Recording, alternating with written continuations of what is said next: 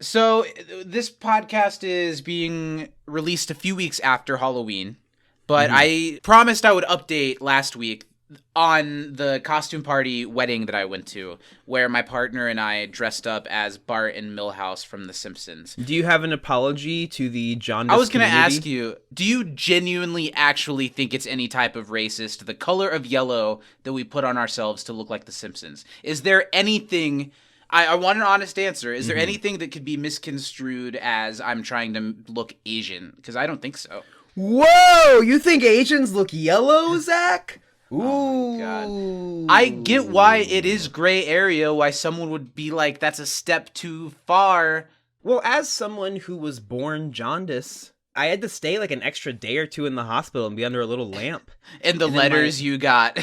Yeah, and made all kinds of people angry. He got to take home a little glowworm blanket to, make him not be yellow. So for you to just be flaunting around your full yellow nude that I can choose body, to have a yellow skin when so many babies don't get the option. No, you don't give me an answer though. Do you think there is any air of cultural appropriation to being Bart Simpson? Not if you're white or black. Anything else can't be Bart. What do you mean? Do you think Bart's white? Like in the Simpsons world, well, they have black people, and they do have Asian people sometimes. Yes. I think sometimes Asian people are yellow. Most times they're yellow. In The Simpsons, they might have more of a skin tone and other... Depends on where in Asia, because Apu is Asian. He's Southeast Asian. Right. He's not in it anymore. Yeah. I don't know. I've always thought of The Simpsons, as white, but it's because they're the every family, and I'm watching it as a white kid. With two parents. So what I'm going to say is that I feel like one of the reasons that The Simpsons are so relatable is that you could see yourself in them because they aren't white or black. They're yellow cartoon characters. So if you wanted to see them as your family, you could probably squint and do that, I'd imagine. I will say I've never... And I've thought watched of them The as Simpsons black since a kid. Never have I seen myself in The Simpsons. And that's not even behavioral, I don't think. I think it's more so just, to me, it was a white family. Well, now I have seen myself as a Bartholomew. That's very white, you're right. Homer? Bartholomew could go either way, I feel like. No? In 1670, sure. Tell me how many people at the village pantry, if you walk in and yell, "Hey, Bartholomew," you gonna get any responses? No, that person would immediately be mugged. Yeah.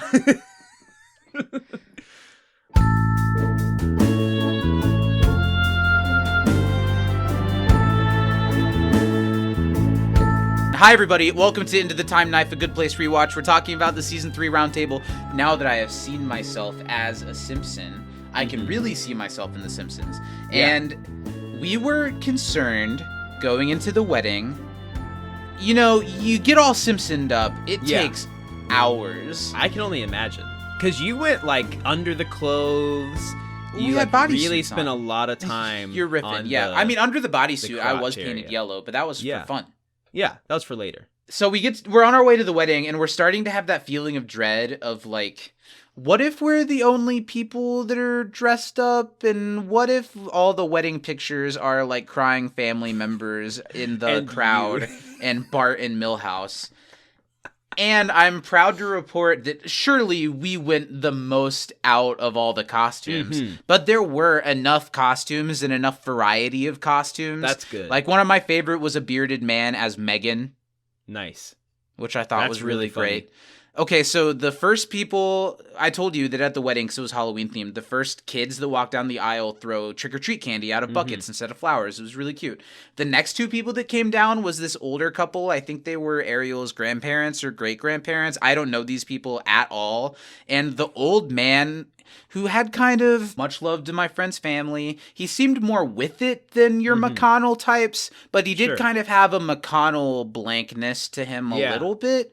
And he did stop in the middle of the aisle for 17 minutes. Well, as he walked down the aisle, he looked at me and looked so upset. Well, because he thought you were Asian. I don't know, some of these older family members may have not made the Halloween connection. They're just going to a wedding, right? The other thing was that someone that we didn't know came up to us later and said, "Oh, they're Millhouse. I thought you guys were here as Bart and Marge, and that was weird." You're like, this is a different kind of weird, but that was like a not good weird. And imagine if that's the political statement you're making at your friend's wedding. We'll do that next year. Yeah. What did you think of our Simpsons cosplay? I thought they were really cosplay. Good. I was excited. I thought it turned out pretty well. I thought you guys went, because that's a costume that could look really whack if you don't commit, and both you guys committed really, really well. I thought it was awesome. I was very happy. It was another time where I was very proud to be your friend, Zach. So I was like, that's awesome. Like, my wedding will not be that, probably, yes. But if it were, I would want my friends to put that much love and care into it, because I know that it would be appreciated. Of course, part of us feels like, are we the assholes for going all out? And it was made very clear at the wedding that, because we had told Drake and Ariel, we were like, this is what we were going to do. Is this okay? Are you giving us And they were like, please, God, no. And then we got to the wedding, and so many people that we didn't know were like, "Oh, we heard that people were coming as Bart and Millhouse. Can we take a picture of you guys?" Like, I felt very... I talked about needing my moment in the wedding. There wasn't a moment for me to stand up and declare that I had objections to the wedding. Sure. I did make that joke during the reception, and it did not land. Immediately, the maid of honor was like... I was like, come on. Come on. No, I didn't get that moment, but I did have people stop to take pictures of me as if I was Jiminy Cricket at Magic Kingdom on a Tuesday. Sure. So that was nice. That's awesome. That sounds very fun. I had to update that. That was what I guess at some point the podcast started. We're here. It's the season 3 roundtable. Into the Time Knife, a Good Place Rewatch. Hi, everybody. I'm Zach, period. I'm Steven. And Zach, I forgive you. Thanks. You're welcome. I forgive you for upstaging me at my own wedding. I thought you meant like as a person of color. You forgive me for the color of my skin. I have a question, Zach. Sure. Because we're going to get into things, but one more costume-related question. So there have been lots of people that wore costumes to different events. Jaden Smith dressed as Batman for Kanye and Kim's wedding. I dressed as Batman Beyond for Christmas one year. You dressed as a clown sometimes at social gatherings for no apparent reason, but it was funny. Passed down to me. It was fun. I remember we went bowling one time and you came as the clown, and that was the highlight of that evening for me. I don't think we were that close at the time, but it was a highlight for me. I guess we were. What costume would you wear to my wedding? How did this come to a critique of how close we are or not? Yeah, I don't know. What costume would you wear to my wedding if you had to pick anything? Lady Gaga meat suit.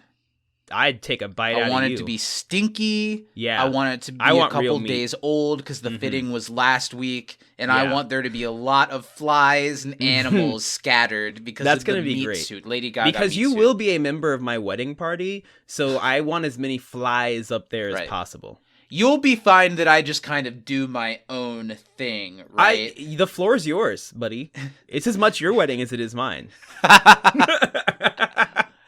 I was just talking to Lil because, when you go to a friend's wedding, I'll hold the thought. Let's talk about our patrons. Patreon.com/can'tdisappointpodcast. It's the place to support everything we do here. We tell so many darker, deeper, twisted stories over on the Patreon, starting at $5 a month. And one of the perks is that if you support us on a $10 level or higher, you get shouted out on the podcast every week. You get to stand in our wedding. All these people that we say will be in our respective wedding parties. And those people are, of course, Mary Baker Budisa, who will be in both of our wedding parties.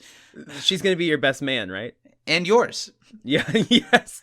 Danny M. Lugo, likewise, will be in both of our weddings. Yeah. You will let the audience guess. In some capacity. Where she'll fit into each of those. Where We've she's got standing. Justin Fortier, who, fingers crossed, well, I was hoping maybe, like, groom. Hey. Lil S. Haker, who I won't make any sordid comments about because that's a child. And Sarah M. Sarah M., the illustrious, the elusive. Yes, who will be giving me away at the wedding. And hopefully giving back some of the money that I've showered her with. Well, Sarah M's paying for the wedding at this point. Because we were talking about our wedding while at the wedding. Because, you go to a wedding, especially it's your close friend's wedding, and you can't help but think a little bit about how is this about me? And you proposed in the middle of the service, right? That'd be great. That's what I made a couple jokes that if I was like, I object, and then was like, Lil, I have known since the day I met you and took the objection point as a moment to propose during the wedding. And like, you know what? Let's just do it now. We have somebody here to marry us. We have all our closest friends and their families. You've got here. an officiant? Come on, step Let's aside. do it. I'll take these flowers. Let's all get married. By the way, the flowers and Ariel, like, she looked incredible. She had this black dress. She looked like an alt princess in the best way. But I think at our wedding, we should have the moment where they say, and if anyone has any objections to this marriage, speak now or forever hold your peace. And we should plan that someone does as a bit. And it should be you. And we should get married then. Yeah. I'm going to knock Lil out of the way. Do you remember what happened in the Boy Meets World wedding episode? I remember Sean, what happened makes after. it about him. Yeah.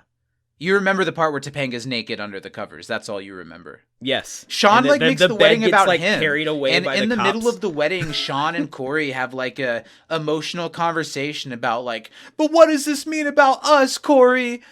I will be doing that to you and calling you Corey during this interaction. Weirdest thing about that episode is that the cops like didn't take them out of the bed to take them to jail. They picked up the bed and carried it to jail. Out. All right, guys, let's 2-for-1 special. Well, that's white privilege there, because if they had been a newly married any other couple, they'd be dead. They'd be shot dead.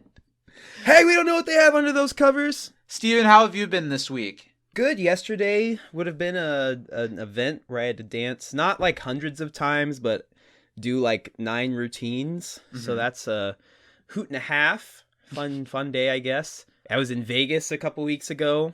Hopefully that was fun and went great. Is there anything you're really looking forward to do while you're in Vegas? Is there anything on your list of like, if I have any downtime, this is the thing this time? Well, me, Danny, and her dad are going to go to a football game in like super duper really nice seats. That's really cool. Yeah, at the new Raiders Are you going to do stadium. anything like fun though while you're there? But I can at least appreciate the idea of having really nice seats to something. Yeah. Well, and her dad and I both really like sports. And Danny likes food that they serve at sporting events.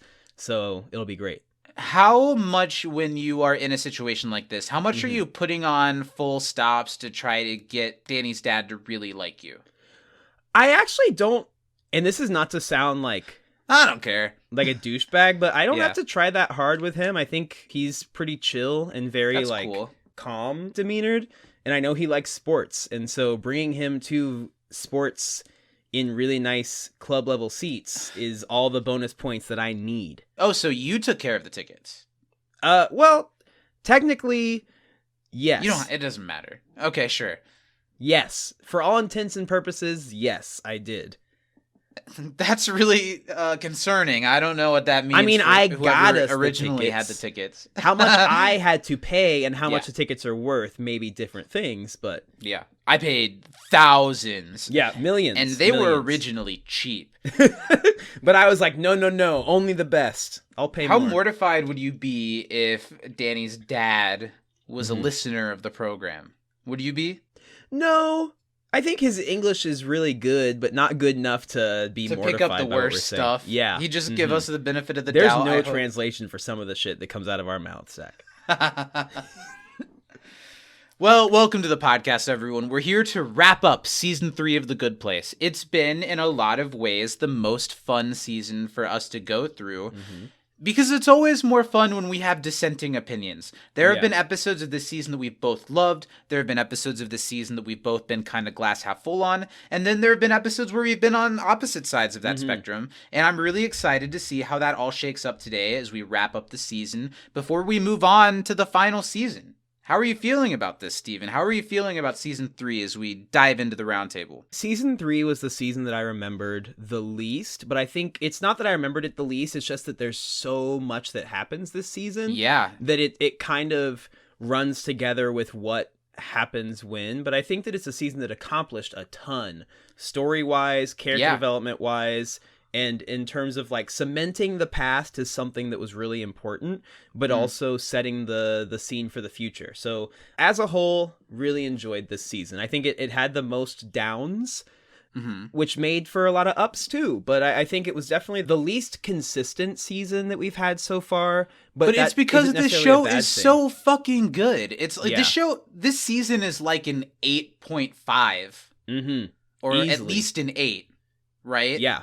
Do Totally. you agree with that? I think would it's like an say 8 that- or an 8.5. And it's like season 1 is like a 9 and season 2 is like a 9.5 or a 10. Exactly. So an 8.5, you're right, it's the least consistent season, but it's there's still such a better than soft most edge shows to that saying exist. things like that. It's still such a good show. Mm-hmm. You're right how staggering it is how much plot we travel through in season 3. It's easy to go into season 3 like I did, remembering it as the humans come back to life and are on Earth season.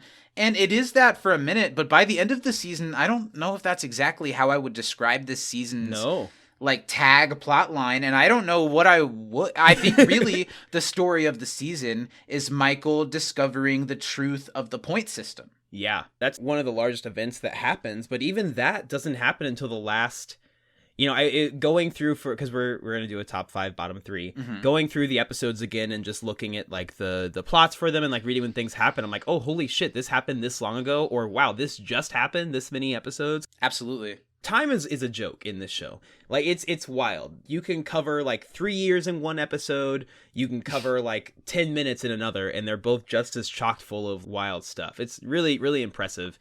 I can't imagine what the storyboarding is like for this show. I can or only the imagine... writer's room at the start of a season of work. Just being like, okay, so this year we're going to solve the meaning of life. Thoughts?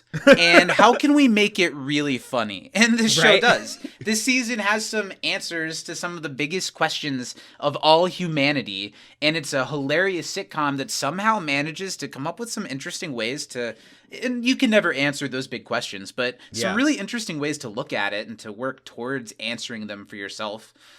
But before we talk any deeper, before I help you out anymore, you have got the biggest task of the season ahead of you. It's time to do one of our favorite things that we do here on Into the Time Knife, and we're going to do it in a bigger way than usual, because it's time, ladies and gentlemen, to find out, did Steven retain the season? Did Steven retain the season? This week. You didn't say this week, but I did. Well, because it's not really this week. It's more like this quarter. Sure. This quarter.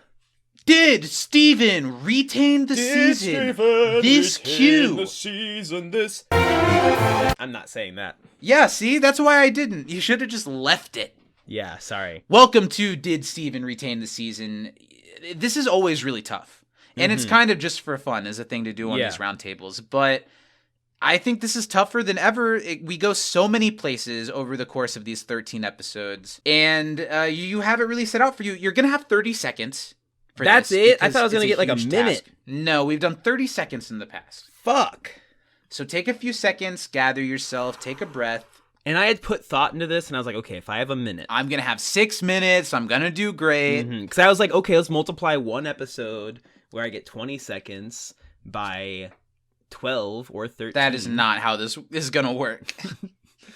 Okay. All right. I'm going to enter You're going to cover your eyes. My Roronoa Zoro. Wow. You're hoping to distract. No, it's going to help me distract focus. you. Okay. It's like Jedi you don't want training. to look at me. Could you always do it like this?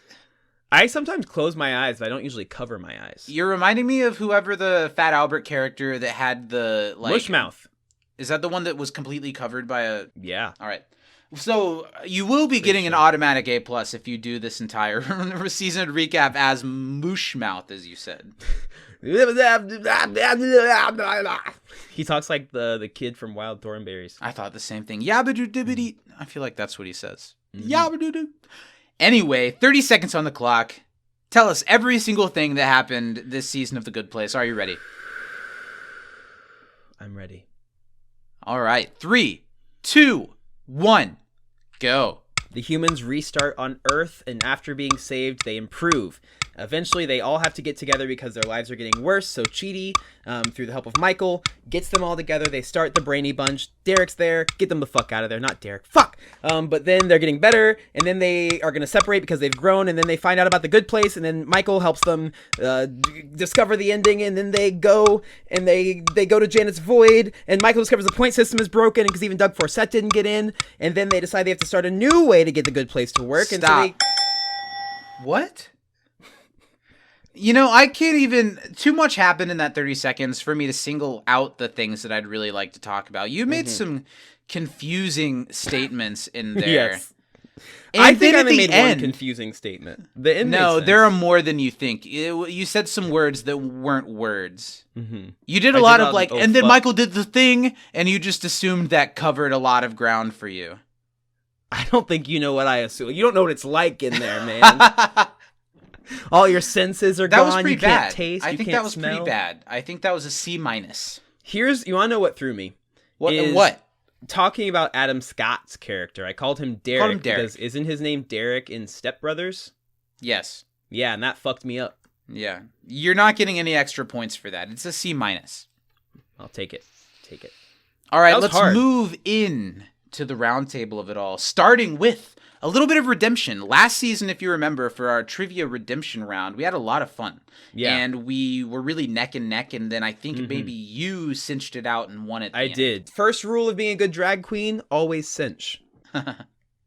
For my Simpsons costume, I did my eyebrows, like, I prepped my eyebrows like Did you drag glue queens 'em? do, with glue sticks, Nice. so we could cover them with yellow. And Good because job. Lil actually had, because Millhouse has eyebrows, Bart doesn't have eyebrows. Your headpiece looked really nice. Lil made that, right? Thank you. Lil did a really good job, and it was really light and comfortable.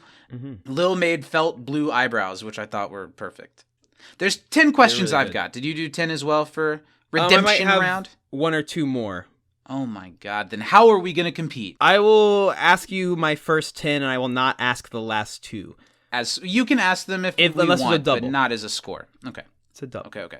So, I'll give you my first question. Mhm. Let's see if you can get on the board with question 1. What is Trevor's favorite dank meme? Damn, Daniel. Nice. 1, Steven.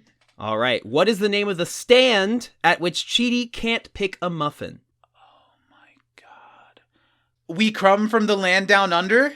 That is, like, correct, Zach. Good Yes! job. It's technically I don't think I Crumb got from it right a the first land, time. but you did not. Good job. Next question. 1-1, neck and neck. Net zero. Where do Michael and Janet set up their office? Journalism department? Yes. Third floor?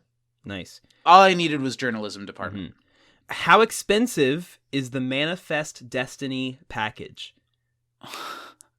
I remember this joke so well. It's one of my favorite jokes of the season. Best joke of the episode, in my opinion. Is it $50? $30. That's okay. I'm up by 1. You are. 2-1 going into the third Q. How much did Eleanor win in the lottery in the snowplow? $18,000? Yes. Woo! 3 for 3. All right. Steven. All right, Zach. This is the most redemption question I can ask. Oh. What does Simone want everyone to say for the group picture? I don't know. I don't know. You have a guess? Something along the sciencey. lines of everyone say social psychology, something like that. Something in the... If you had gotten like 3/4 of this, Yeah, I would have given it to you. I didn't. We're looking for ventromedial prefrontal cortex. Oh. Fuck you. They're not all that hard. Another question, number 4. How does Michael explain the dot over the I? It is Tuesdays. Mm-hmm. Oh my god. July and sometimes... Do you promise me you didn't look at it written down? I promise you I did not look at anything. Because you came up with July very quickly after I'm glancing recalling, down at and the there's one old- thing that it is sometimes, Uh-huh. but I can't remember what the sometimes is. You've left out A kind of birthday? the biggest part of the answer. What is honestly. This is where we're going to get interesting on if you deserve a point or not. because it is Tuesdays and also July. But the main bulk of it is that, and sometimes it's never, occasionally it's the time or moment when nothing never occurs. I feel like that is more the explanation of what the dot over the I is. I kind of feel like you should not get a point for that, and I don't think we should do half credit. You should either get the point or you shouldn't. Listen, it's your question. I will accept. Do you feel like that's... I don't think you got enough to get a full point for that if we're not doing half In my points. mind, I got 2/3 of it because I think... in my mind, you got like a third or half. But the never and the moment where nothing never happens is the same thing. So that's why I think of it as 2/3, but I understand why you would think of it as I see what you're half. saying, but even 2/3 I don't think is enough, and I will let you hold me to the same standard. Okay. I so accept that's your ruling. 3 and 1, right? Have I gotten Yes. 1 right? 3 and 1. It's not going to make that much of a difference, but I'm glad we hammered You that never out. know. Last time you had a strong comeback at the end, Is and it I had true? to get the last Well, one right to win it. Let's see it. What color is Donkey Doug's bong? Green. You got it. 2-3. Not looking so bad now. Next question for you. Where is Donkey Doug banned from and why? He is banned from Disney World for, did he punch Buzz Lightyear, beat up Buzz Lightyear? You're just one word off, and I do think I'll give you this one, but I would really like it if you remember what specifically he did to Buzz Lightyear. Did he lick Buzz Lightyear? Closer, same orifice. Ah, he bit Buzz Lightyear. Yes, I'm going to give you a point for Thank that you. one. He did 'cause something you to Buzz. recalled it very well. Right. Mm-hmm. In his defense, I remember the follow-up. He thought it was someone else. So that's 4-2 for those playing at home. That's a really funny scene. All right, Zach, can you pull within one? What school is Donna running for PTA at? If you get most of this, I'll give it to you. I remember it's MGM Grand Racing and Casino presents something middle school. Hoosier Park Racing and Casino. We will thrill you. 3, 4 I don't want of your those pity. words right. I'm not going to give it to you. Tell me the answer. It's the MGM Grand Luxury Resort and Casino Elementary School. Elementary school. Yep. Not a point. I think you said middle school last time as Still well. 2-4. Right. Cost you. How did Eleanor's mom supposedly die? Is there anything worse than people who say supposedly instead of supposedly or suppose? Supposedly. It's supposedly. There's no supposedly. It's Yeah. supposedly, and people say supposedly. There's another thing that's like that people say wrong and do it all the time. How did Eleanor's mom supposedly die? Was she trampled to death at a Dave Matthews concert? Wasn't Dave Matthews. I said Dave Matthews as a joke, but it was... And also trampled, there's enough more to it that trampled is not enough. Yeah. This time you've got a third of it.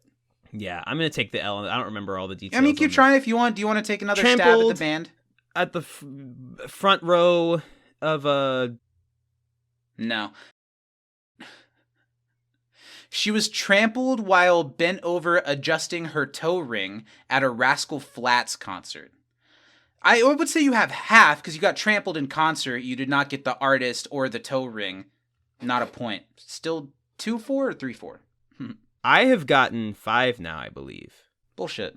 Damn Daniel. This always happens. Damn Daniel, journalism department, 18K. I did not give you Jeremy Bearimy. I did give you Buzz Lightyear. I did not give you how Eleanor's mom died. That's 4. Oh, that was the one you just asked. I see. Yes. Who does Eleanor call Tommy How many do I have? How many do Quine? I have? How many do I have? How many do I have? You have... 2 or 3? 2. Are you sure? Yes, because you Okay. did not get How Expensive believe you. Manifest Destiny. You did not get ventromedial prefrontal cortex, and you did Certainly. not get the school. Right. Okay. Tell me the one you just asked. Who again. does Eleanor call Tommy Quine? Thomas Quayle? Wrong again. St. Thomas Aquinas. We had this And I said argument. old Tommy Quayle. It was the same thing. Things are repeating. Tommy Quayle. Stuck in the cycle. Tommy Quine. Tommy Quine. Quine. Mm-hmm. I got it, right? Quine, fine like wine. Okay, so now that I have no chance, I don't think. There's still possible. What pets are available for Cheaty after all the puppies are gone? This is a tough one. An owl? Not too tough, but fairly tough. Right. Do I have to get like the exact genus, or can I just... Give me as much as you There's can, like a and then we'll python? say if it's enough or not, okay? Python, owl, or... If you're not going to say the genus, you're going to need the third one. at least. Was it a Burmese python or a ball python? Burmese python, because ball pythons are Neither. actual pets. Neither. Okay. Well, python, owl, or tarantula?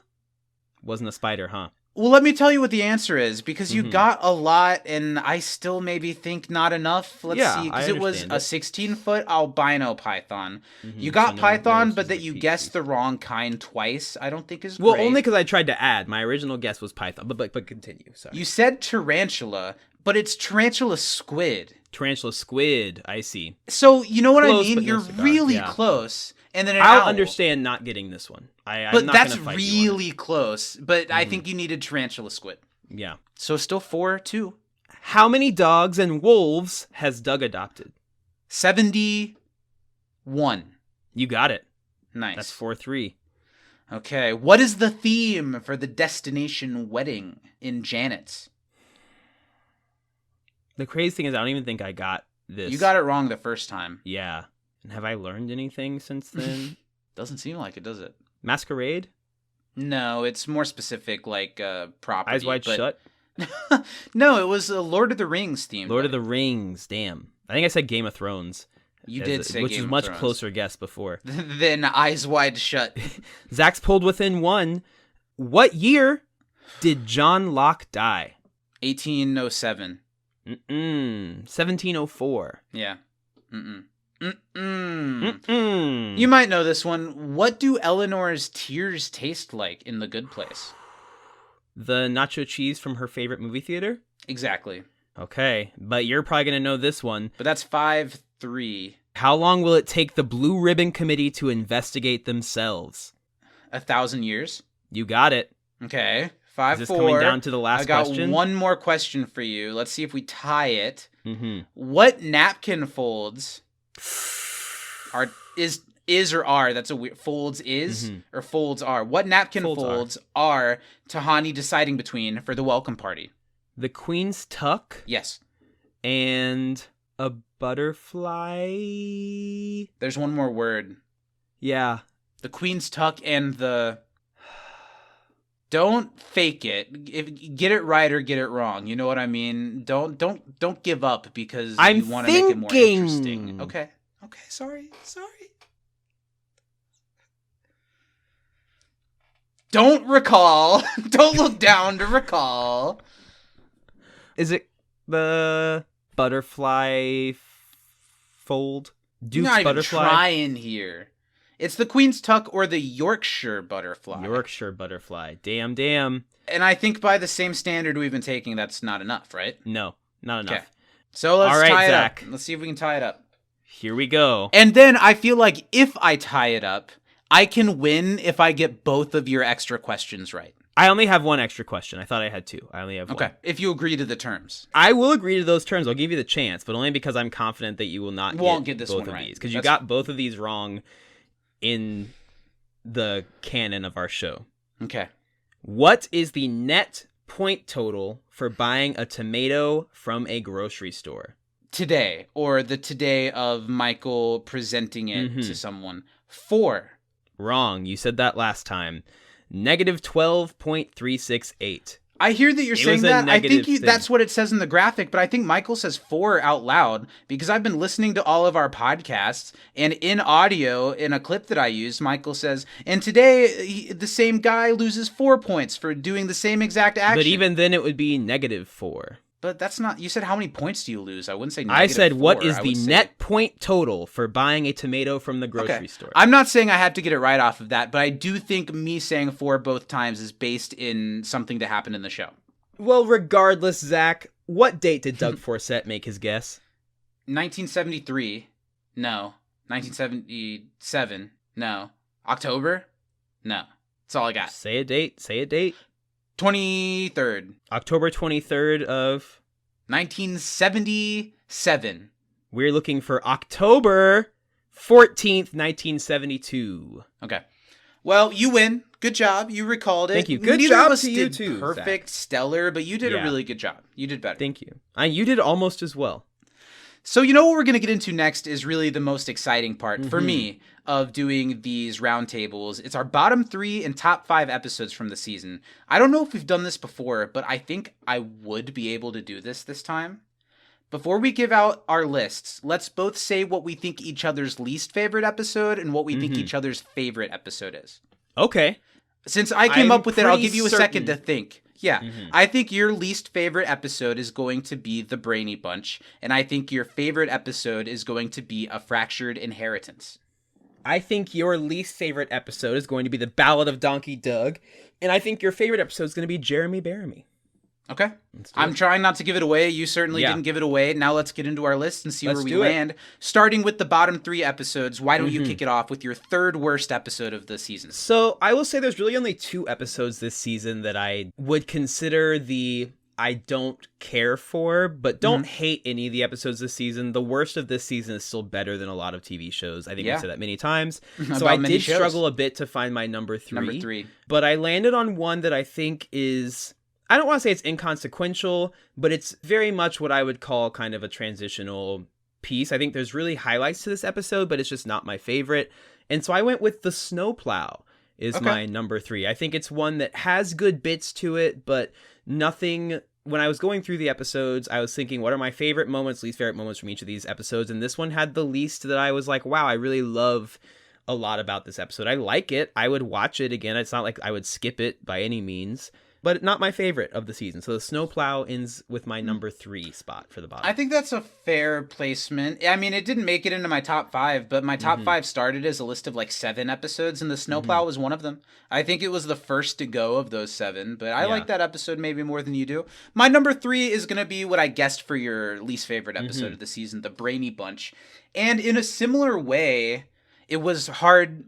I guess I knew that these 3 were my bottom 3, but The Brainy Bunch has the most that I like about these. I went back and listened to some of our podcasts about these episodes, and for The Brainy Bunch, which comes right after the 2-part premiere, we were talking about how much funnier it was and that it was a really funny episode. I do think it's a really funny episode. I like Trevor as a joke, and I don't think they overuse him in that episode. I think the American Restaurant is really funny. It's very funny. And I'm forgetting how the episode ends, but it's something big because it's been a minute. I'm sorry, guys. I'm forgetting how, because all of these episodes end with something big. Something big happens. Trevor into the judge's place. Yes, the judge comes in. Michael finally gets caught for how much he's tampering in what's going on Earth, and he and Trevor both get reprimanded for it. I think stuff like that makes this a pretty solid episode. But what keeps it down is what you're saying, is that it feels, in the grand scheme of the season and how many places the season goes, a tad bit inconsequential for like 2/3 of the episode. So that's my number 3.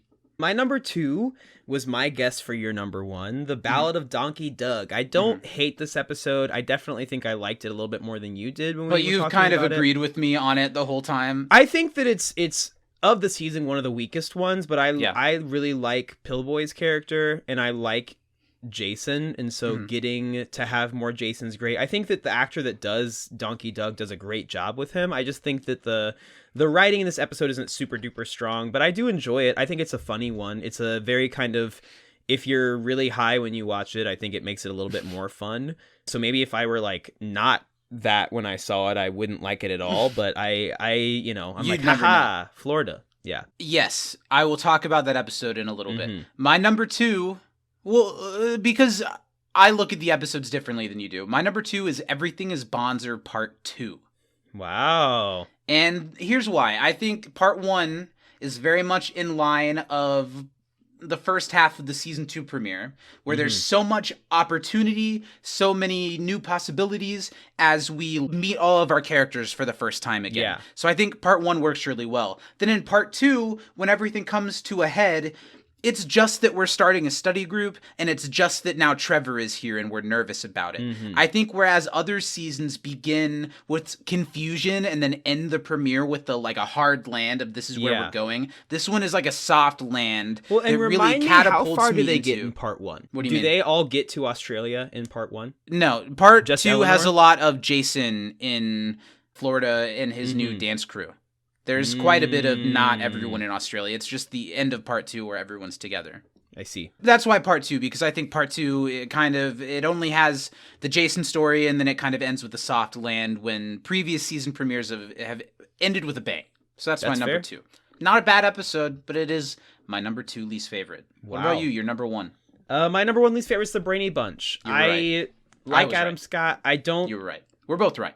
We were both right. Don't super duper care for Trevor, especially not the second time around. I think that the restaurant is funny, but I don't really care for this episode a ton. Like I remember a lot about it, and I remember a lot of the jokes the restaurant makes, but I think that that's the funniest part for me. I think Janet as a waitress is funny, but this was my least favorite episode. And I thought that Donkey Doug was going to be my bottom one when I was going through the episodes, but I was like, I actually like Donkey Doug a little more than Brainy Bunch. Well, my least favorite episode is The Ballad of Donkey Doug. I still say that it is my least favorite episode of the entire series so far.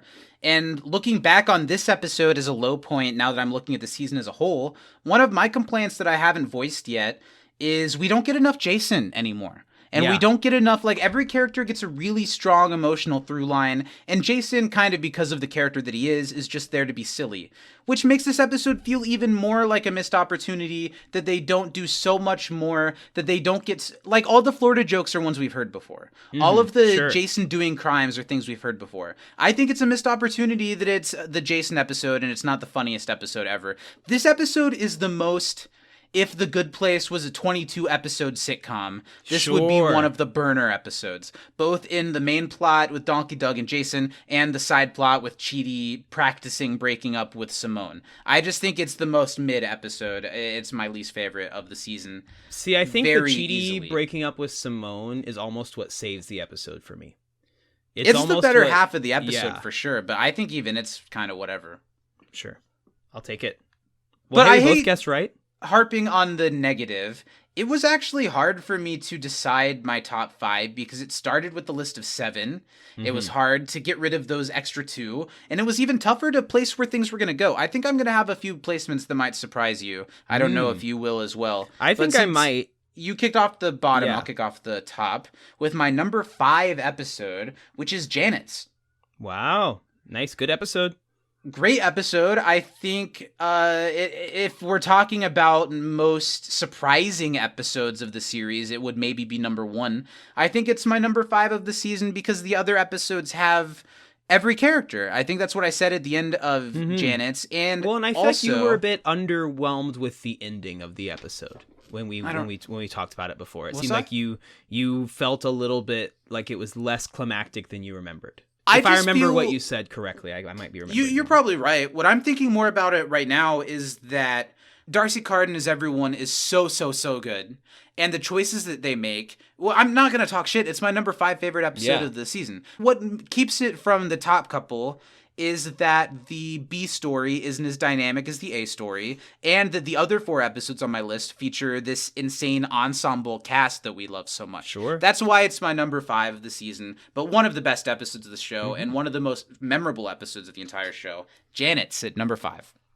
I was pretty certain of most of my top 5. The only spot that did jump around a little bit and that I've changed, even as recently as since we've started recording, I changed my mind on my number 5. I'm going to go with number 5 for me. Chidi sees the time knife. I think that this episode can be kind of thought of as a throwaway, but I think that Chidi specifically is so good in this episode. That raises it a lot for me. I think that it's an important episode. I think that it also is a good episode to take us from what we were doing to kind of this next point. I think that a lot of things get handled. I think it's very funny. It does take place mostly in one spot, but I think even as far as the end of the episode and having that kind of new reboot and Michael kind of going nuts and freaking out, as much as I maybe don't entirely love that happens, I do love that happens. And I think that Chidi sees the time knife goes in at number 5 for me. If nothing else, slightly bolstered by Chidi and Tahani's performances this episode. It's a fine episode. I didn't like it as much as I wanted to. It wasn't enough to go anywhere near my bottom 3, but it was not in my top 5. So already our lists are different. My number 4 is the episode that I predict to be your number 1, which is A Fractured Inheritance. I had trouble deciding what was going to go where. After being back and forth on the season this whole time. Sitting down to make the top 5, how good these best episodes of the season are, they're all very, very good. Mm-hmm. A Fractured Inheritance is my very, very favorite of the let's help people while we're on Earth sequence in the show. I think the plotline with Eleanor's mom worked so much better for me now, a few years older, than it did when the show first aired. And I think that the Tahani storyline is perfect, and it perfectly does so much for this character that we've followed a really long way in her growth, and to finally get some payoff that works really well for the Tahani and Camilla relationship. I think it's a really, really, really good episode. I have nothing bad to say about this. It's one of the best episodes of the show that isn't all like goofy and timey-wimey and all that. It's just a really great emotional episode in a season that's been the best at giving us the emotions. This is right up there with those moments that made me tear up. They just had moments that made me tear up. I really like this episode a lot. I like this one a lot too. I'm going to jump to my number 4, which maybe surprisingly is also A Fractured Inheritance. Mm-hmm. What I guess would be your number 1? Yeah, I really, really like this episode a lot. I think that I really like Eleanor's mom's story of like growth and maturity, and then how when she still does have that instinct to run away and that self-destructive thing, that Eleanor grows in that moment and is like, no, like you finally, like you have another chance to do better than you did with me, and I don't want you to mess that up just because I'm sad that I didn't get this version of you. And I think that that's a really important lesson. And I think that Tahani and Camilla both being so hurt by their parents and being pit against each other, that can be a really real thing as well. And absolutely, I think it's such an emotional moment when you realize that all of Camilla's work and art shows how much she longed to be with her sister, but wasn't allowed to say that or act that way. And I think that it's a really beautiful episode, and to fit it in how they did and have as much silliness and dumb stuff around it as they did is really cool. Yeah.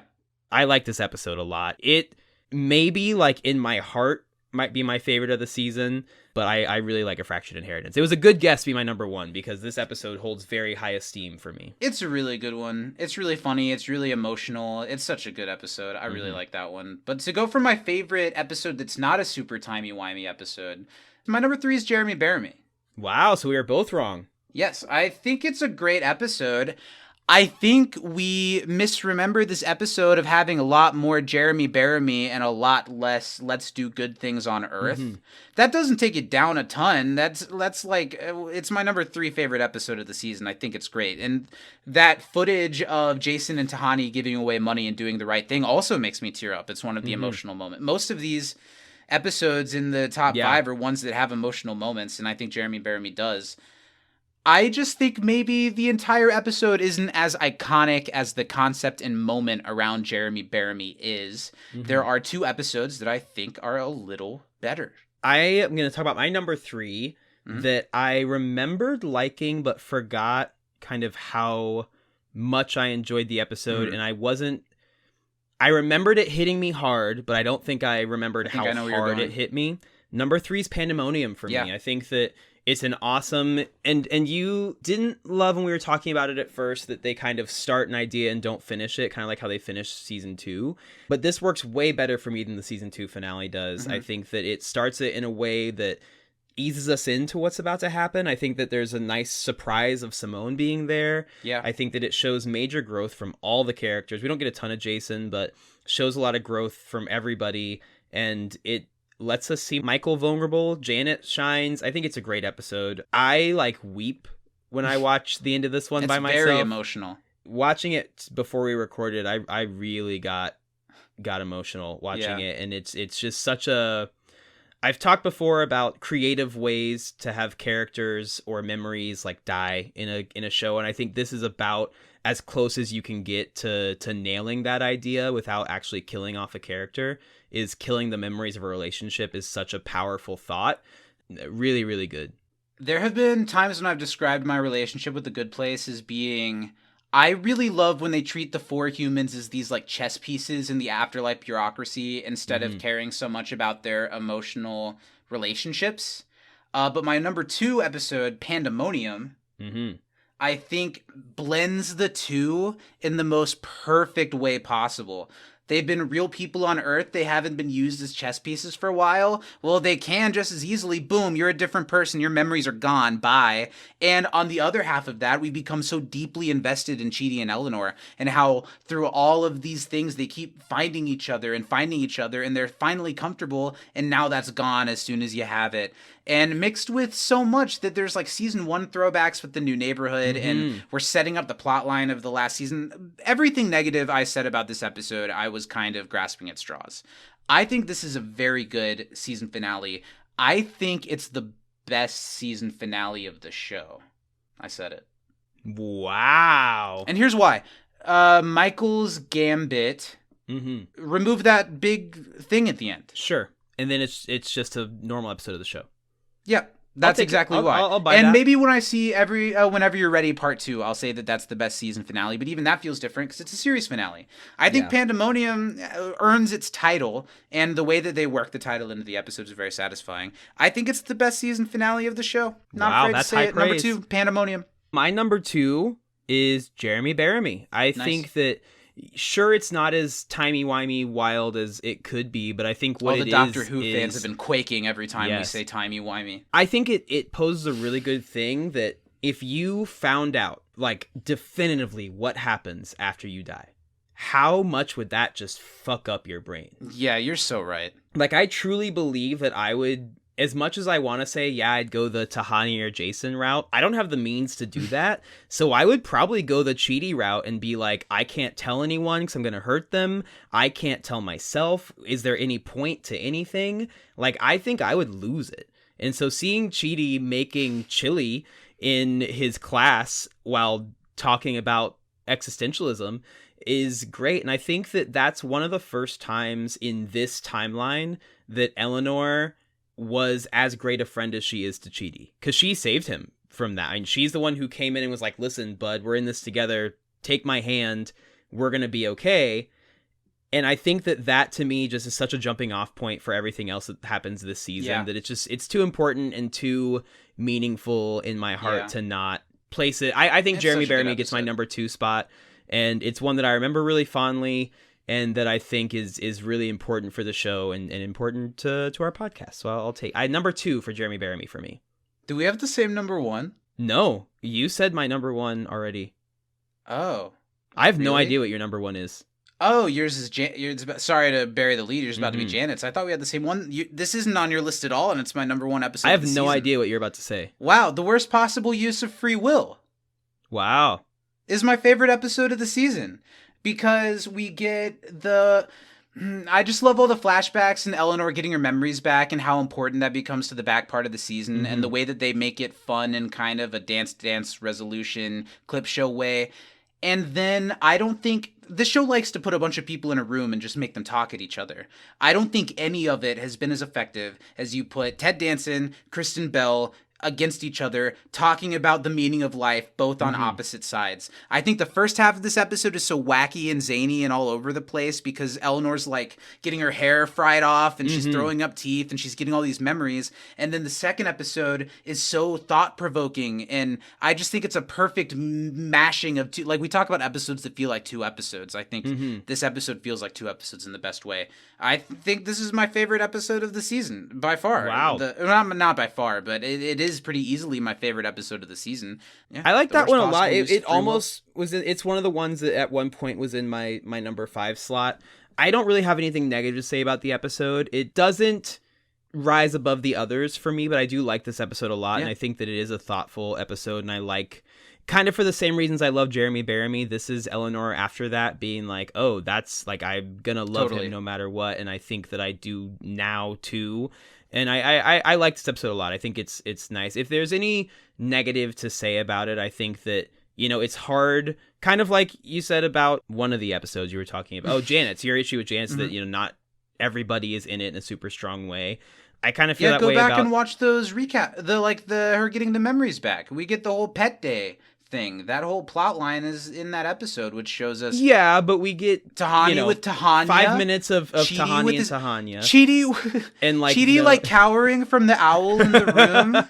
and Eleanor and Chidi. It's a great episode. It was almost my number 5. But it doesn't, for me, reach the heights of my number one this season, which is one of my favorite episodes of the entire show, Janet's. Yeah. Which I think upon watching, we both were really high on it going in, and I think I got higher on it. You got a little bit lower on it after. But not really. Like, I episode. went back and listened to that podcast, and a direct pull from me at the end of it is like, I started this thinking it wasn't as good as I remember, and I ended this. No, it's as good as you remember. I think it's amazing. I think it's a masterclass in character work by the writers and by Darcy Carden. I think that when we do finally get actually Chidi and Eleanor, it's such a powerful moment because nothing is more intrinsic to them being themselves than loving each other. And that's a beautiful message.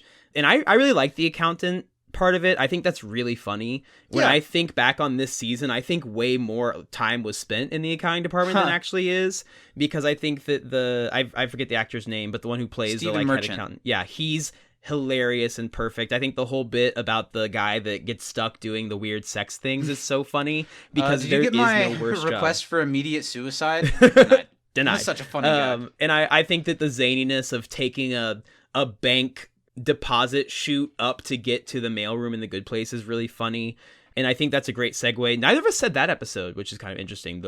I thought that would be on both of our lists, honestly, but it didn't make the final cut for me. The Good Place episode is what you're saying, right? Yeah. It was, of the 7, it was probably my number 6. That was Don't let really close. I like that episode. No, the Book of Doug's is that Book episode. of Doug's is really funny. But I think it's a great segue for that. I just think Janet's, for me, when I'm like, what's the most Good Place episode of The Good Place, I would say Dance Dance Resolution. I'd say Janet's. I'd say things like that are just so wild, but they nail it. I mean, they nail it so perfectly. I mean, even when Jason and Tahani are going through and they see Janet's like Tumblr love page for Jason is just so funny. That episode is pretty perfect. TV, play cartoons play for cartoons Jason. for Jason.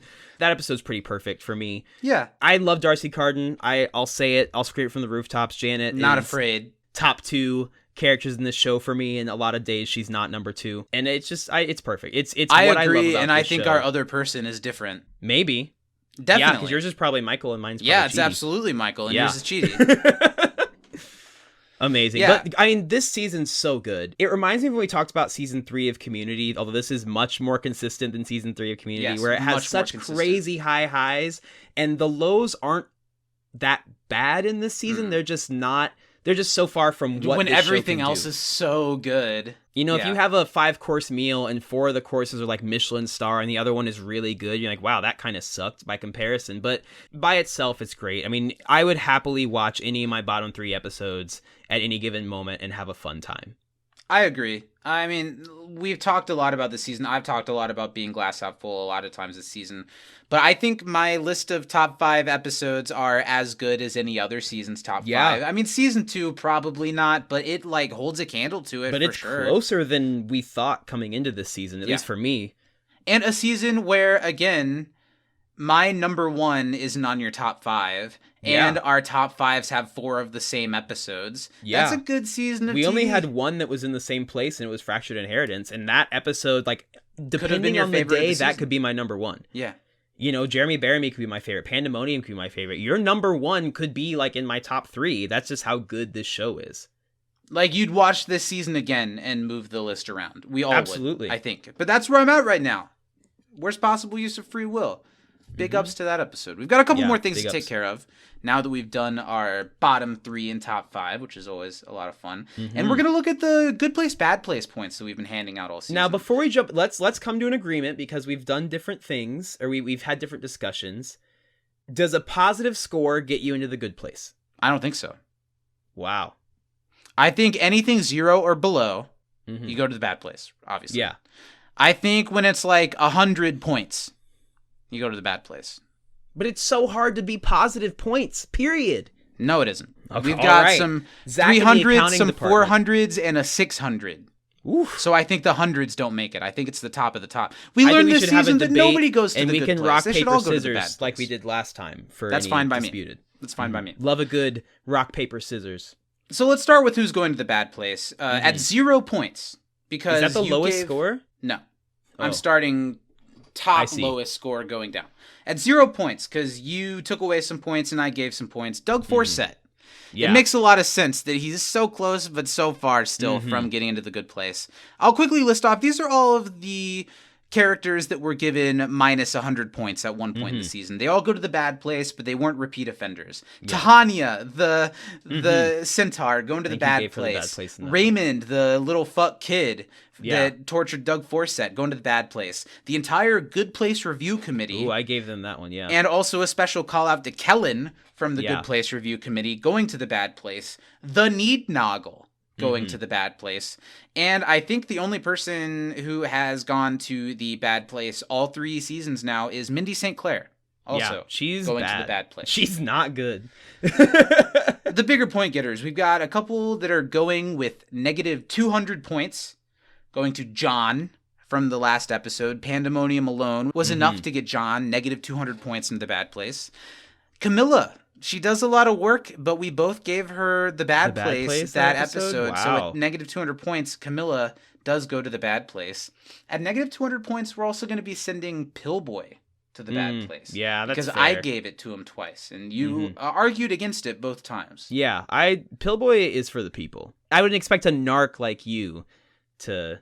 Biggest negative point getters at negative 300 and negative 400.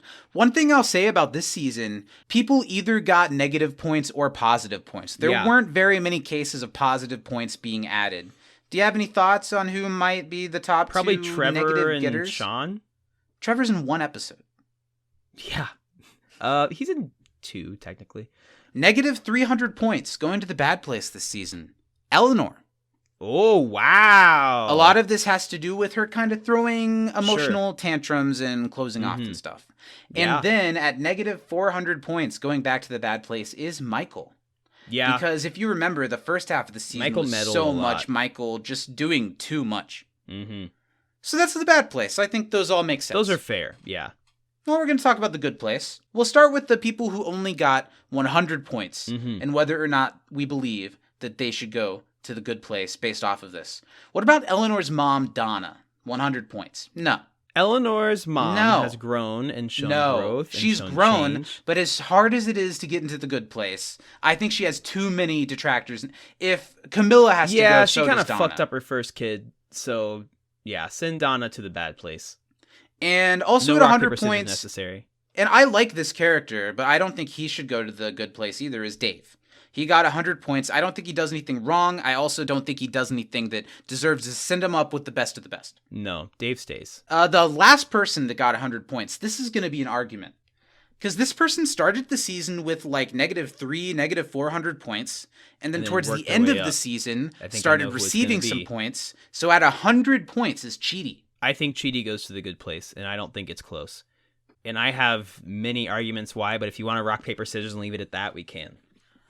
I want for fun to rock, paper, scissors. I'm going to look at it by the numbers. Yeah. 100 points, and at one point he had like negative 300, negative 400. Maybe he does the best good of the entire show at the end of this season, but for fun, let's rock, paper, scissors. Yeah. And I mean, the see fact where that he goes. Chidi has done the right thing like 1,000 consecutive times when given the opportunity, Chidi goes to good place. You gave him the bad place a couple times this season. I bet I season. did. His Early behavior in the wasn't season. great early in the season. Yeah. He was still Let's growing. rock, He was paper, a baby scissors. Cheed. We'll go 1, 2, 3, 3, 2, 1, shoot. Rock, paper, scissors, shoot. Okay, yeah, duh. Rock, paper, scissors, shoot. On shoot, we'll both go, and even if there's a lag, we'll stick with what we say. We'll stick with what we're throwing. Yeah. Best 2 of 3? Sure, because it's a little contentious. Sure. Yeah. Rock, paper, scissors, shoot. That's 1. 1, Steven. Rock, paper, scissors, shoot. I can't see your hand. It's a draw. Oh, sorry. It was rock. Put it in the fucking camera, Zach. It was rock. Sorry. Okay. It was rock. Rock, paper, scissors, shoot. Boom. Oh, that's 1-1. 1-1. For all of Chidi's all eternal marbles. soul. Rock, paper, scissors, shoot. Boom. Rock Chidi goes crushes. Through. Scissors. Good game. Chidi Zach. goes to the good place, and I don't feel that bad about it. Yeah. But these are the people that are going to the good place with 300 and higher points. Starting at 300, Janet. She's earned her place in the good place Janet this season. did a lot of good. She didn't do any bad, pretty much. Send her to the good place. Also at 300, surprisingly, way higher on the list than he has been in the past, Jason Mendoza. Jason got 3 good places. Good for him. He's so kind to Hani, and he's so kind to others in this season. Jason, good welcome. for Jason. You've made it. 400 points. This person is the second most getting good place points of the season, and it's based off of just 2 episodes where we both gave her the good place. Simone. Even though she does die and does not make it into the good place, by our metric, she easily makes it into the good place. No question. Love Simone in our respective homes. Any guesses? Who's number 1? I think it's going to be Tahani again, right? I don't think again. I think she's been bad place other seasons, actually. I think we fought over her one season. Tahani gets the most good place points of the season at 600 points.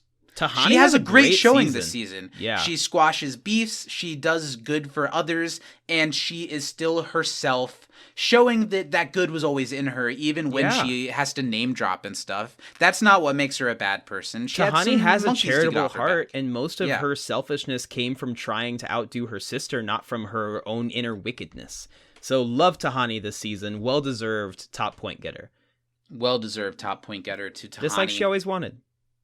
The last thing I want us to do as we're wrapping up our coverage of Season 3 of The Good Place here on End of the Time Knife, before we move into the final season of The Good Place and the final season of End of the Time Knife, starting very soon, I want us both to award a season MVP that's totally taken away from the metric of good and bad, the binary. And so let's go ahead and just both say Chidi real quick, right? Yes, there's an argument for Janet, but Chidi makes too strong a run at the end and left a larger lasting impression. I think Janet probably does more overall, but Chidi makes the ultimate sacrifice. He gives up the first time in his known life, even it's happened before, but the first time in this Chidi's existence that he has loved someone. True love. And he gives it all up to save the greater good. Wild. It's Chidi's great. Well, I think Tahani deserves some flowers. I think even Eleanor at points reclaims why she's the lead of the show. And even Michael, if we're just talking about like entertainment value, I think could get some flowers. But for me, it's Chidi because the season, starts with him being the catalyst of everyone coming back together. And helping them. And it ends with him being the catalyst of all of this having a fix. Because he's willing to be totally unselfish and give up himself so everyone can have a better life. Because as much as Eleanor is the main character of the show, the leader of the group, Chidi's the hero of the story.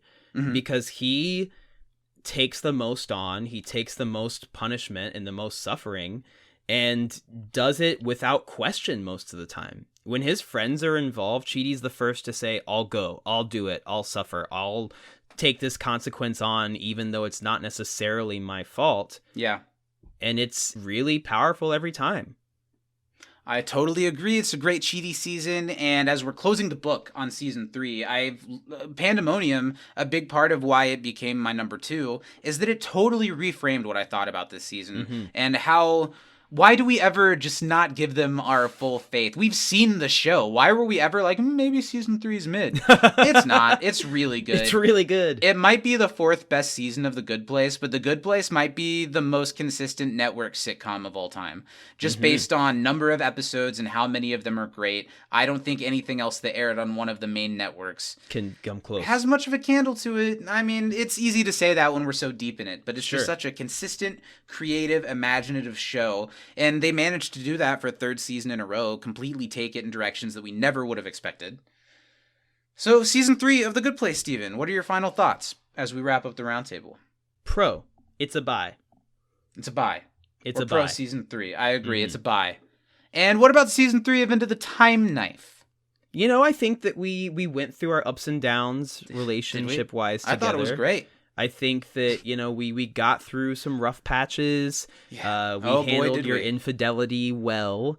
Yes. We do have a joint Facebook account now, but, the things you give up, right? Yeah. My DMs weren't looking great. I had to clean that shit up. They were icky. Yeah. Sarah M. just drifting in every couple days. She just won't leave you alone. No, well, once you give someone Venmo, once you give a mouse a cookie, and the cookie is a priceless NFT. They'll keep In the coming words back for that of milk. Central C, before I give you my iPhone password, I'll give you the PIN to my Amex. Well, that's the roundtable, everybody. It's been a lot of fun. Thank you for joining us in this special occasion. Let us know what your tops and bottoms of the season are. Do you agree with us? Do you have our same very top and very bottom episodes? If anybody has Donkey Doug in their top 5, just get out of the podcast. But anyone else, let us know what you're thinking of the season. Who's your MVP? Do you think Chidi belongs in the good place? I don't think anyone will say no. Do you think anyone would say no? Chidi goes in the good place. Chidi goes in the good place. Yeah. Okay. Well, that's it for the podcast this week. Next week, we're going to be back for a very special Thanksgiving edition of Can't Disappoint podcast, which will drop on all 3 of our main podcast feeds. Wow. Courtesy of our Patreon exclusive That 70s Show Rewatch podcast, The Basement. The Time Knife never sleeps, people, so join us next week for a Thanksgiving celebration with Zach and Steven. And if you want even more of us, head on over to patreon.com/can'tdisappointpodcast. We're starting at free. Truly. You can support the show by becoming a patron and getting all types of exclusive content, whether it's live chats with Zach and Steven every week or complete rewatch podcasts that you can only get on the Patreon. Patreon.com/can'tdisappointpodcast is the place to find it. That's right. Click the link in bio to see Zach take it all off.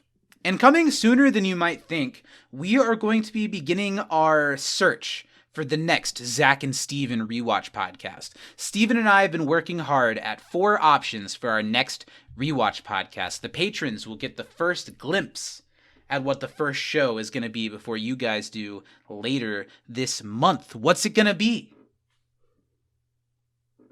Steven, Is it where else going to can the be people all find of the us? Tonight Show with Johnny Carson? Stay tuned, maybe. We're doing Leno or we're not doing shit. Steven, where else can the people find us? You know, if you want to get all jiggy up in our wiggies... I don't think you can say that. I don't can even say think you jiggy. can. I can't say wiggy. No, though. that's new. You can't say it. It's new. Ugh, strike It's a that new from one. the record. Bleep Yep. it out.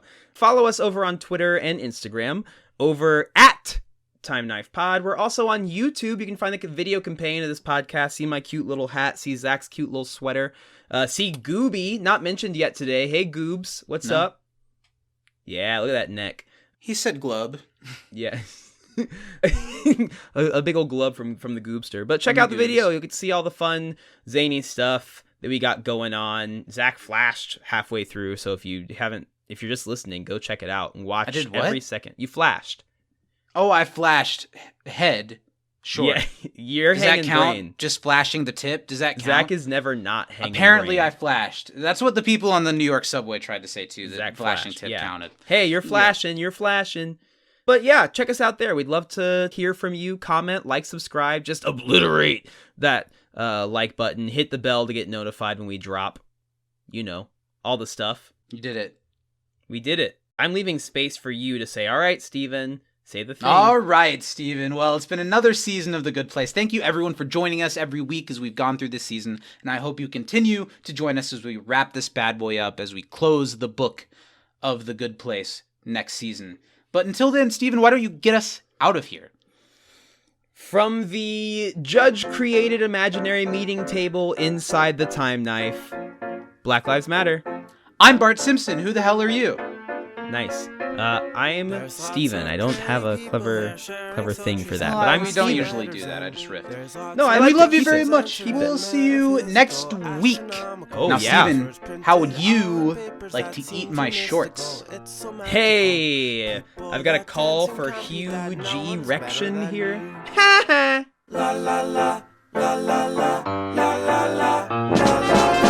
There's kings in distant cities who rule their persons and make them happy, and we won't forget about the service or congratulatory